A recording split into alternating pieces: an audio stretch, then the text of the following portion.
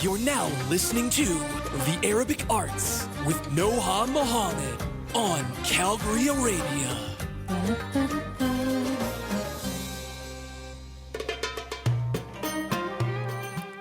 لقاء النهاردة مع جعفر صندوق من هاولينج سيركس. هاولينج سيركس هي فرقة من بنات أفكار العراقي الأصل المولود في لندن جعفر، ومن وقت ما اتنقل جعفر لتورونتو من إنجلترا وبدأت تتقدم فرقة هاولين سيركس في طريقها في موسيقى الروك. وكمان في مارس 2019 أصدرت الفرقة أول ألبوم كامل باسم Run the Wrong Way. الأغنية بتحمل إحساس الفوضى اللي سببتها العنصرية اللي حسها جعفر صندوق بين إنجلترا، اللي دفعته إن هو يجي لكندا بعد كده. I want to give a very, very warm welcome to Jafar. How are you? I'm good, thank you. How are you? Such a pleasure for you to be here tonight. Thank you. Thank you for having me. So let's dive right in. Tell me about the inspiration behind the name Howlin Circus. I guess it's a combination of some of my influences. That there was the howling wolf. I listened to a lot of blues growing up, and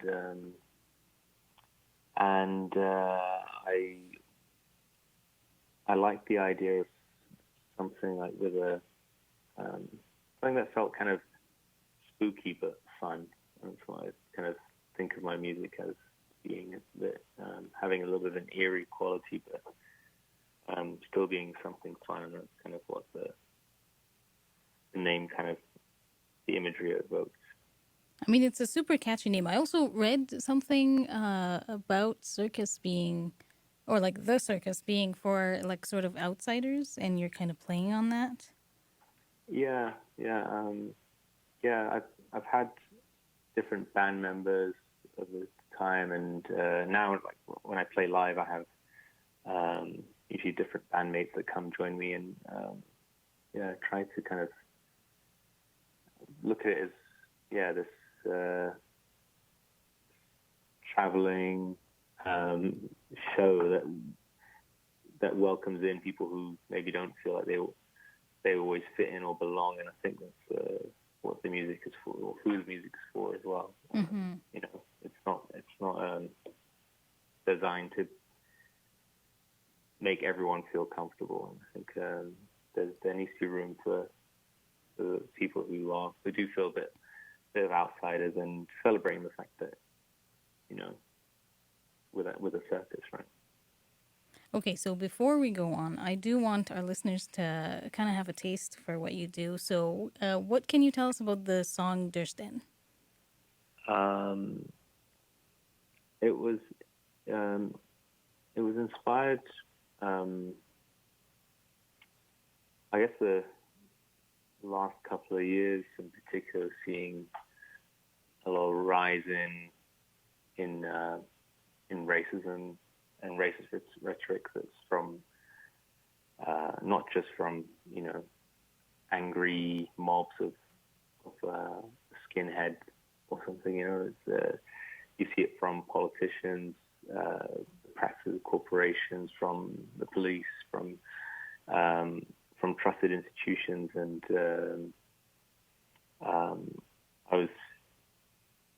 I guess I was kind of intrigued by the way that these people use gaslighting techniques,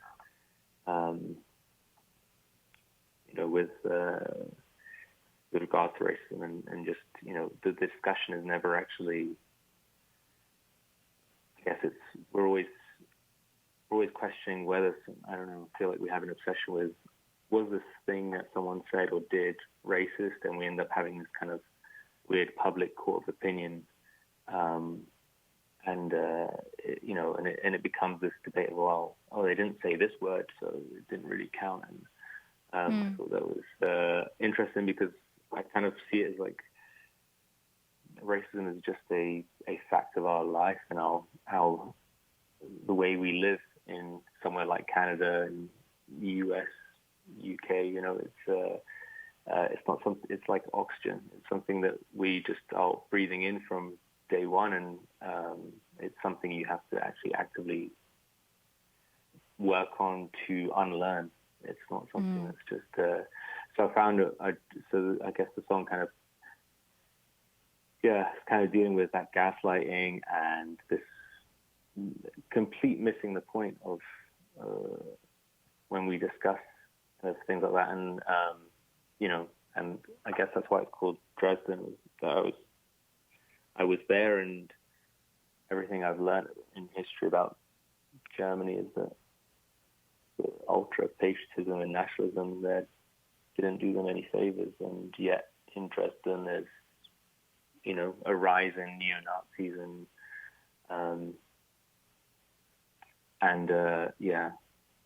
some of the people I met there were just instead talking about, but these people feel left out or they feel excluded in some way, and there's always this justification, and we're always making excuses for Nazis, and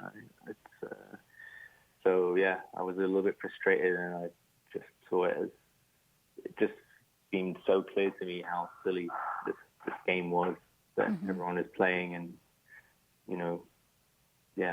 so that was the inspiration. But musically, it was me sitting at home during the pandemic and missing a lot of parts of myself that I grew up with. So I tried to put in some sounds that reminded me of my family, of my background, my home. So you'll notice a few things in there that sound a little bit more Arabic than the song, and that's so I think I wanted to kind of, in speaking about this subject, I wanted to push a bit more of who I am onto the sound. Very cool. Okay, let's listen to Dresden and be back right after.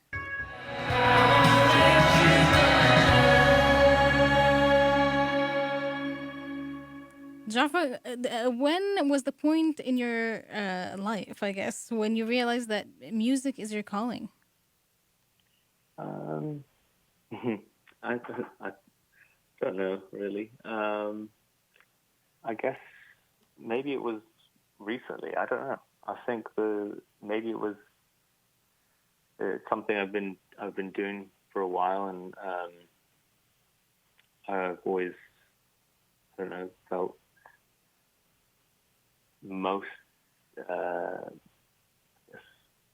satisfied making music, and I enjoy the process, even the frustrating and difficult parts of it. And I think maybe during the pandemic, when I couldn't play live, there wasn't really a lot I could do, that it was the thing that kept me sane throughout it, that I could just sit at home and just write songs and make music, and that was a big part of what I did.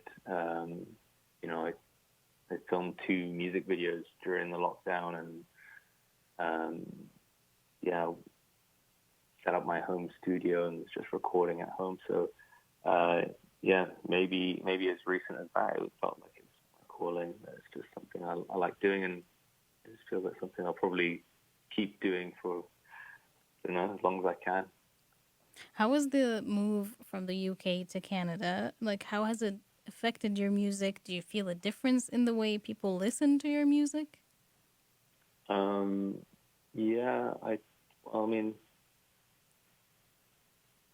I guess the change here, I mean, London is quite different in the UK to Toronto. I feel like there's maybe a bit more of a indie rock, indie music scene in Toronto than there is in London. So I felt there's been a bit more of an audience here, and it's been easier to find musicians to play with and connect with. which has been great. Yeah, I found, but definitely moving country, even if it's somewhere where they speak the same language. I mean, puts things in perspective. It is actually quite difficult, and so it's made me definitely admire, my mom a lot more for leaving Baghdad and like going to London. When she was like 20 years old and didn't really speak the language that well and stuff. So I'm like, okay, yeah, this is I found it quite difficult. I speak English, so it's fine, So yeah, put that into perspective. But I'm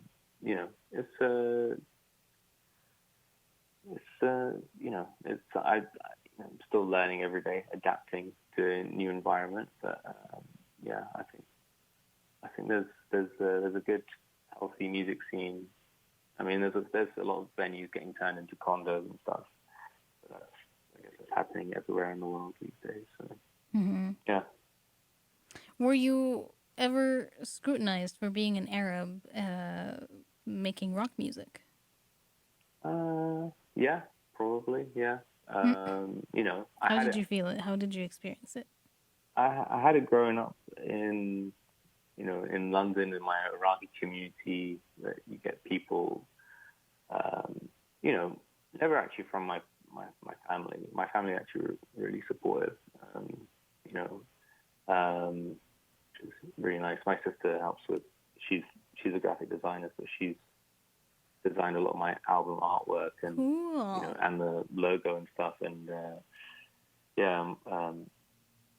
my parents have come to a few shows and stuff, which is nice. But you always get someone like a friend of a family or something, and I'll get comments that'll be like, oh, if my hair was a little bit too long or something, or insinuations about, oh, you're going to be taking drugs, you're going to be doing this, and and they had no interest in listening to music. They just wrote it off before they even heard anything. And but to be honest, you get the same reaction among like white people in Canada and UK. You get the same thing where, for a long time I had to put a white name sending emails to bookers. I wouldn't use Jafar. I would say, I'm the manager of Howlin Circus. My name is David, and I would work. I would get shows, and a lot of people don't want to. They don't believe. It's just, if you don't see it, you don't know that it's possible. And I don't know, like, that's the thing. Our culture, our identities, our language has all been politicized, heavily. Not just since 9/11, but a lot of it since then. And whether or not that's someone's intention, they can't help it. It's very much part of the air we've all been breathing for so long, that just the sight of my name, gives a sense of like, oh well, I don't know, he can do this. It creates all kinds of a million connotations that I'm not in control of, and so yeah, you get that. And rock and roll is although it shouldn't be, and it's been co-opted by white people, but it's a very white music genre these days, and so yeah, people would probably feel a lot more comfortable if my name was like John Sampson instead. So. Very interesting. How does your hybrid identity, being Iraqi, British, and Canadian, how does that inform your music? I think it does and doesn't. I'm my Iraqi identity definitely helps make me feel a bit like an outsider, so that maybe comes out in the music in some ways. But I think there's a thoughtfulness, to that culture in particular that I can maybe speak to and try to. I've grown up with, and that maybe comes out in some of the songwriting and ideas. There's a bit of introspection and inwardness. And then, I don't know, I think, but like, you know, at the same time, when you are British, Iraqi, or, you know, you're any kind of Western and some kind of Arab, you know, and growing up in the Western, you're always conflicted because you've probably grown up not feeling like you were, you know, say British or Canadian enough, or then you'd go hang out with your community and you wouldn't feel Iraqi enough, you know. So there's always a feeling of being maybe a little bit more of an outcast. But musically, I would say, you know, I grew up on British and American music, but I also, just by osmosis, you know, grew up on Arabic music. It wasn't something that I made a big effort to listen to. Actually, that's something I'm doing more recently, but it was just everywhere. So I always heard it. I especially heard it in movies. You know, my mom would be watching old Egyptian films, and I would hear that the sound, you know, those of like the violins and stuff and the keyboards, and I would go, okay, well, maybe I can put some of that into my music. You know? Very cool. So, I mean, we kind of touched on that one a little bit, but what are the challenges that you faced in your career, and how have you overcome them? Did you overcome them? How did you overcome them? I haven't overcome anything. I don't know. I don't know. I think that the biggest challenges are just with myself. I'm not looking too much at external factors because there's not a lot I can change or control. You know, it's the industry is very much in favor of, you know, we live under capitalism, and so if you make music that people like, you might have a decent chance of being successful, but even then, it's unlikely. And then, you know, the amount of money you get from streaming, it favors people who are already successful. So those are the kind of challenges I don't stress myself with because they're impossible to overcome or to control. So challenges are with myself, keeping myself motivated to keep writing, keep creating, and to try to create something new that kind of maybe challenges myself, challenges my own ideas. It's a great, creating any kind of art is a great way to kind of keep growing and improving on yourself. Well, that kind of makes me, it makes me want to ask you, like, I know making music it's expensive and it's consuming for an artist, like in terms of all resources, creative, monetary, like just even your own space, because you, especially in a rock band, you need like space for your instruments, especially drum sets and all this kind of stuff. How do you do it? How do you do it? Like or let me ask you this, what can the listeners that are tuning in right now do to support you?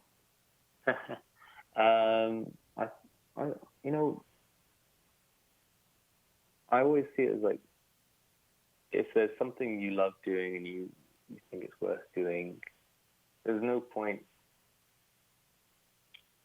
trying to find excuses to not do it, be it monetary or time or space.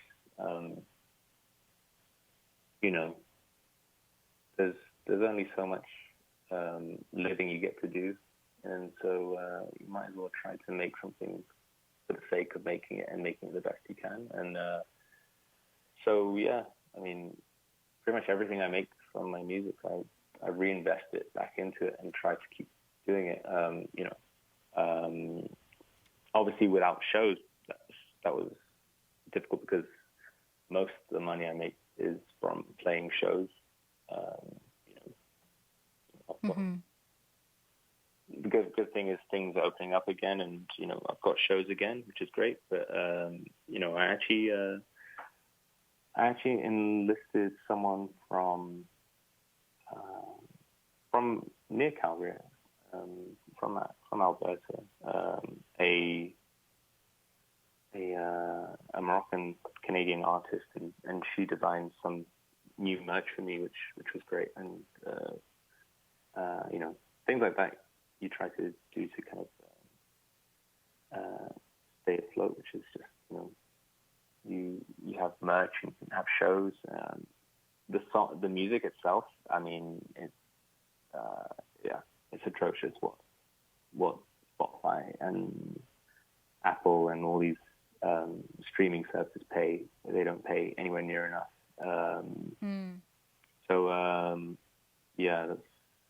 Could you elaborate a little bit more on that? Because on the other side, we as listeners, we don't know much. We think that by listening on Spotify or Apple Music, we're supporting the artist. But can you tell us a little bit more about the intricacies of that and how? Yeah. So from what I understand, it is that if you pay $10, $15 a month, whatever, and you get your subscription to Spotify, it's not like if 80% of your listens are on some indie artist or something, and 20% of your listens are on Elton John. Elton John is still going to get about 80% of that revenue. It's stacked heavily in favor of the artists on the major labels. They have deals with Spotify, and Spotify just redistributes all that money to whoever has the largest percentage of streams, rather than who the subscriber is listening to. So it doesn't matter that I'm listening to, XYZ indie band that only gets, 3,000 streams a month. They don't get my $10. They will get a cut of the percentage of the streams, and if that ranks to 0.000001, that's what they get. So I can get thousands of plays, and each month I'll look at my balance, and it'll be worth $3, something like that. It's wow. So it's heavily stacked against artists, and it should be distributed based on the amount you pay each month, but that's not how. I mean, it doesn't surprise me. That's how a lot of everything works these days. But right. So a lot of our indie artists, especially, make their money by selling merch, by playing shows, and a lot of them now are on doing Patreon or OnlyFans, trying to find other ways to kind of do exclusive content just for people. But definitely a little bit harder. It's never been easier to make music, but it's definitely harder to make money from it. Yeah, I'm kind of curious because I saw on your merch you have vinyl records, and I like vinyl records, and I feel like they're totally making a comeback. Do you how is it from the other side to produce vinyl records? Is that something that's easily available? I feel like it's such a feat. It's I found a production site that makes them in Toronto, and it seems like actually there's a few places that do it in Toronto. It's something I thought was dying out, but I've always liked the idea of it, so I did want to get it made that way, and luckily it was actually quite easy to find somewhere to make them, and that's actually probably my biggest seller. But you sell most of them actually at shows. People hear you live, and then they want to get the vinyl. It's nice to see that the idea of having something physical is coming back, and that's how I listen to a lot of my music now, actually, because it's psychological. The minute you pick up something and then put it down and press play on it, I'm going to sit down and listen to it. I'm going to listen from start to finish. But if I play it shuffle from my phone, I'm just just like, no, I'm not in the mood for this one. Yeah. Skip it, you know? Right. It's definitely not the same. And that also brings me to your album art. You said your sister is a graphic designer. I wanted to ask you who made the art for Dresden and Only for a Night, because the art in that is so, and also the other album, like all of you. Tell me a little bit Yeah. about your art, who makes it, uh, what's the process there? Do you kind of let the designer do their thing and or do you tell them, oh, I'm looking for this, this, this? Well, for Dresden and Only for a Night, that's my sister did that, and it's a little bit of a collaboration. Like, you know, she's the expert, and she's been doing a lot of stuff for me before, and obviously, she being my sister, she knows me very well. So you know, I just send a few ideas, things I like, and then she works her magic. And then the album before was actually her fiance did that one, and she helped a little bit. So they're both graphic designers. So Sorry, I heard you say Beyonce did that. No, sorry, fiance. Okay. I mean, so just wanted to make sure that. No, I just call Beyonce, and she's just like, yeah, I'll do that for you. No worries. So it's good to have friends, family who can help out with stuff like that. And, actually, her fiance he's done album artwork for other bands before, so he did me a massive favor by doing that for me, and it turned out great. And that was the front cover of the album is where the album was recorded. It was like in this former church that this guy had converted into a studio space, and we slept there and record, like, you know, just woke up and recorded, and then just did that all day. It was great. Very cool. So tell me a little bit more about what forms of art inspire you. Like, what do you listen to? What do you watch? What kind of stuff speak to you? I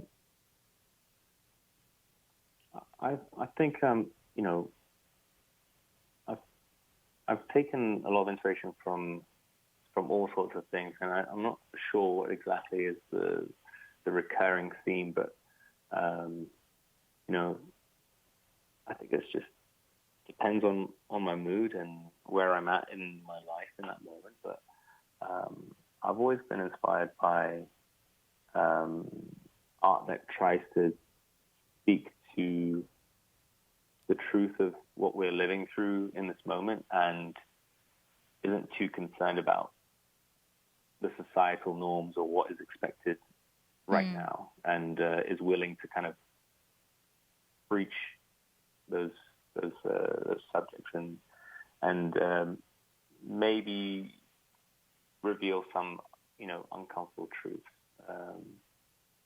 You know, in terms of music, I've always enjoyed listening to bands that maybe have a bit of a darker sound, a bit of a moodier sound. You know, with TV shows and films, you know, I've really enjoyed Rami on Hulu, for example. You know, I know it's probably what every Arab says now, but you know, I just think even if I was not an Arab watching it, I think it really is groundbreaking and talks about a lot of things that no one else on TV is, and so that's kind of the thing that really inspires me, and something I endeavor to do and try to challenge myself to do. So you say that you like Rami and that every Arab says that, but for good reason. Like, I feel the level of representation that it affords us is completely like new in the game of like Hollywood. So, which brings me to my question to you, as someone who is the representation in rock music, as as daunting as that may be, is it also freeing to kind of be the one doing your own thing because there isn't anyone to kind of like follow like their footsteps, or is it just daunting? Yeah, it's no. I mean, it's yeah. It can be daunting when you don't have necessarily like a marker to watch and go, okay, this is what I should do, and so you know, as I think any artist anyway is always doubting themselves anyway. You know, Right. if you're trying to create something and it's never been created before, that's kind of scary. And you start second guessing yourself, and then maybe you try to modify it to fit in. So yeah, I think that, as I said, is a challenge of mine. Is trying not too hard to fit in. You know, it can be very comfortable to sit in that space and go, okay, let me try to sound like this thing, and then people won't laugh, you know. Or but I think you've got to just try to be as true to yourself as you can, and not care what other people are going to be thinking about. And so, yeah, it can help in that sense that, you know, I'm doing my own thing and there isn't really a mold for this. Right. So why not just do it, enjoy it, and make whatever you like. And if people like it, I mean, that's fantastic. You can't go in that with that mentality of I hope people will like it. You're only going to make stuff that you don't like, but everyone else might. Tell me more about this. I feel like that takes a whole lot of kind of being like a lack of control, which for a control freak as myself, I find this terrifying. How do you kind of let go of that? I don't know. I don't know. Maybe it's maybe it's having a background from a country where control is everything. I think it's like kind of a rebellious streak of mine. Maybe I've spent too much of my life trying to control things and realizing there's only a few things you can control, and you know, yeah. Do you have any advice for young musicians who might be starting out? I would say, you know, make the music you want to make. Don't worry about. It's hard to, but don't worry about trying to fit in with. Don't try and second guess how people are going to receive it. It's hard, but you'll enjoy it a lot more if you take the audience out of it and just make it for yourself, and make it with people you like. Most important of all, just doesn't matter if they're fantastic or not. Make sure you like them first of all. Has moving disrupted that when you moved from the UK to Toronto to like find a new group of people, or like were some of your band mates in here, or like how did that go? Yeah, I mean, I found different people along the way. Some people who are, you know, really good at what they did. And I think that took me a while to realize it was just about finding people I actually really liked. So that took me time, because when you move somewhere new and you don't have friends there, you know, you can just kind of fall in with any group because you just need some people to hang out with. And, yeah, it's definitely, you know, it's been the case for me. And, you know, I think I've definitely found some great people I became friends with first before I had them in my band. And I think it's made a huge difference when we go into rehearsals. It's all smiles. We're all happy to be there and happy to be around each other. And yeah, I think that's a key component that like still learning. Before I used to think just like, no, they need to be able to play this kind of style and this kind of style and do this and do that. And, you should just do it with your friends, people you like. Mm-hmm. You play the electric guitar, you play acoustic guitar, you play the harmonica, you sing. What else do you do that we maybe don't know about? Is there any hidden talents there? I play some piano, keyboard. That's on some of the songs as well. I usually recorded that in there, and the bass as well. Actually, Dresden and Only for a Night, I play actually everything there. So okay, so wow. that was a new experience for me, and I'm not good on drums. I'll say that, but there's some trickery there to kind of make that work, or at least a lot of painstaking effort in editing to kind of make that work. But it's something I enjoy doing, and I'm learning, and trying to learn other instruments, not to a degree where I can say, I can go play this in an orchestra or something, but I'm trying to be proficient enough to play something just to record it, at least, So it's been a fun experience, and it's that's something that that gives me more control. Sure, that's an element I can control. I can control how the whole record sounds because I can play everything on it and I can produce it all myself. But how someone is going to react to it or respond to it, I can't control that.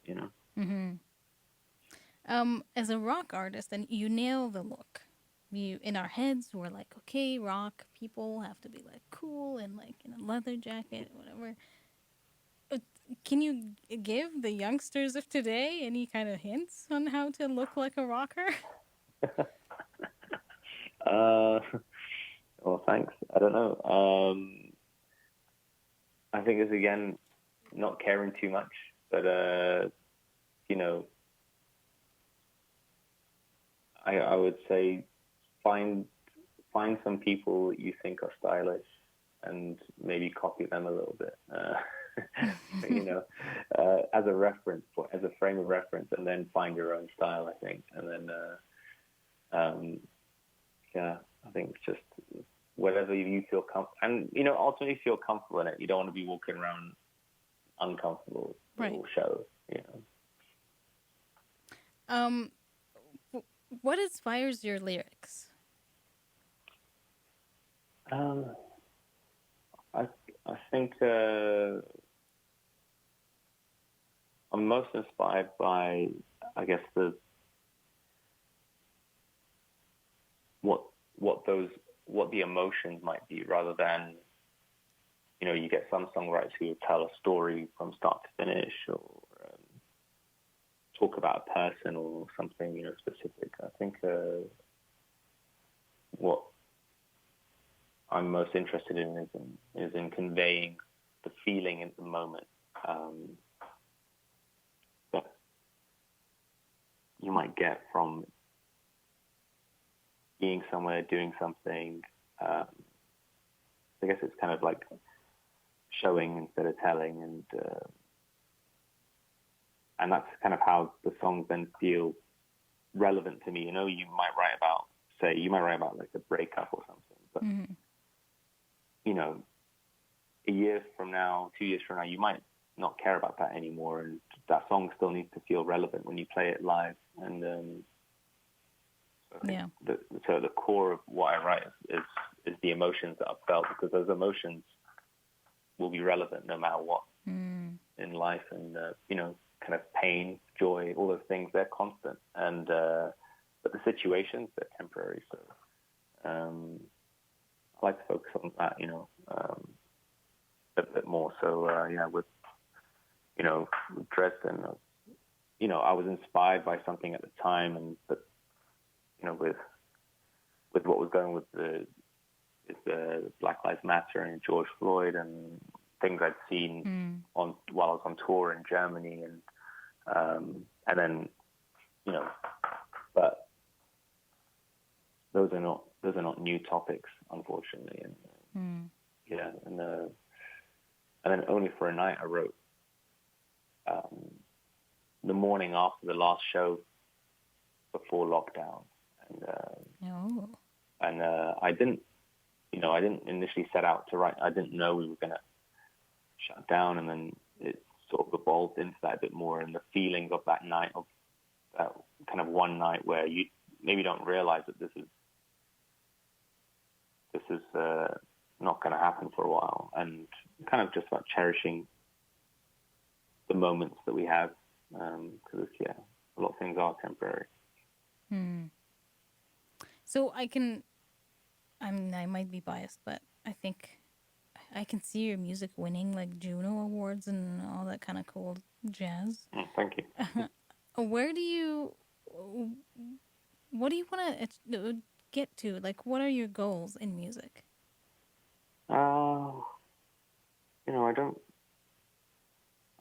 My goal, right now my goal is to finish a song I've been writing for a while. Okay. I kind of keep them very short term. I guess long term, I'd like to finish another record. I know that, the first time was really difficult. If I can do it twice, that would be amazing. As for like any external validation, accolades, it'd be nice, but it's not at the forefront of my mind. Like I said, I can't think that way because it will change my music. It will change what I do. You can't help it. If you start thinking about who is going to like it, if you're going to get an award for it, whatever, it's always going to change your mind about how you approach it. And my goal is just to write another one. That's it. It's just that's all I want to do. Write another record. Mm-hmm. Okay, tell us about before I let you go. Tell us about your show. I believe you have a show on November 20th in Oshawa. Yeah, on 20th and 25th. November 20th in Oshawa at the Atria, in Ontario, and then on the 25th in Barrie. I actually did my first show post-pandemic in Toronto, and now these are the first ones I'm doing with the new rules where it's essentially no capacity limits. So that would be interesting because the first shows I played after the pandemic, they had the like perspex glass screens and table seating. So it was an odd feeling, but we're really excited to get playing again, and hopefully, we actually had a tour in the prairies booked right before the pandemic, and then obviously cancelled. So I'm hoping maybe next year we can go out that way and play in Calgary. Oh, that would be awesome. I'd love that. I would love to see more of Canada. I've never been there before. So. Okay, we'll be waiting for that. And for the folks out there east, they should totally go check out your shows. And how can people follow you? Can you tell us your social media handles, website, all that cool stuff, please? Yeah, it's at Howlin Circus everywhere. Right. Or howlincircus.com. You can if you subscribe to my mailing list, I usually update people in more depth there than I do on. There's too many strangers on social media. Yeah. So I don't like sharing everything, but I do tell everyone, yes, I have my shows November 20th and 25th in Ontario, Oshawa and Barrie. If anyone is listening is in those areas, come along, come say hi. Beautiful. Jafar, thank you so much. It was such a pleasure to have you on and like kind of like pick your brain. Thank you. Thanks, man. Thanks You so know much, what I man. was going to do? Sorry, before we go. I was going to ask you to sing in Arabic first thing before we start the interview, and then I thought it was too mean. So No, maybe next time. Yeah.